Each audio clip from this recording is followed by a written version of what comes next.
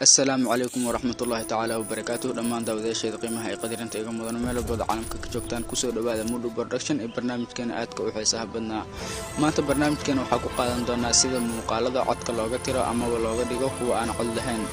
waana muuqaalkeena u koowaad asxaabta kadib inta aan wax ka bedelka ku sameeyay channelka. Marka asxaabta channelka waa channelkeena si xaqiiqo oo ka soo shida dhinaca subscribe-ka, like iyo share-ka hadii aad channel u heli kartaan. waadna ku mahadsantiin daawashadiina aadka u quruxda badan. haddana ku soo dhawaada gudgalka barnaamijka. waxaa jira application badan oo muuqaalada codka looga tiri karo, balse application-ka hadda isticmaalan ee KineMaster-ka waa kan ugu fudud uguna casrisan application-nada haatan la isticmaalo marka laga hadlayo dhinaca hagaajinta muuqaalada. aan ku sii saqna barnaamijka calaamada plus-ka kadibna empty project ama mashruuca maran si aan u sameeyno mashruuc cusub qaybta muuqaal baahinta media browser. waxaan soo baxay dhammaan muuqaalada ku jira telefoonka, sawirro iyo video intaba.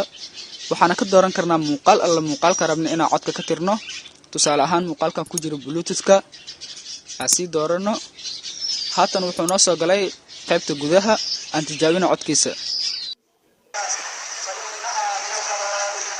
sa aragtaan oo maqashaan codka oo mid shaqeynayo aan select gareena ama muujino muuqaalka si aan codka uga xirno waliba anagoo taabanayna muuqaalka.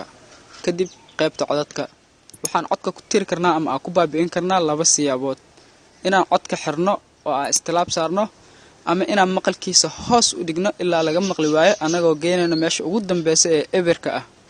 aan tijaabino mar kale codka.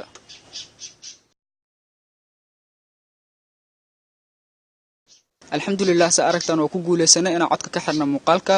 qaybta save garantiisana waa calaamadan sambuska u eg oo inta badan share-ka loo isticmaalo. taasoo ku dhufanayna si aan u save gareeno. kadib save to gallery. kadibna waxaa ku save gareyn kartaa labadan doorasho mid ka rabtid, high quality iyo medium quality. haddii aad rabtid muuqaalka inuu noqdo mid tayo leh isla markaasna MB-giisa uu weyn yahay, waxaa ku save gareyn kartaa high quality. haddii aad rabtid inuu MB-gu ku yaraadana waxaa ku save gareyn kartaa medium quality oo ah tayo dhexdhexaad ah. waadna ku mahadsantiin daawashadiina mar labaad ha ilaawina inaad channelka xaqiisa siisaan oo aad subscribe gareysaan, sidoo kale muuqaalka like aad saartaan, aadna sii share gareysaan haddii aad channel u heli kartaan. amaana Allah isma dhafno.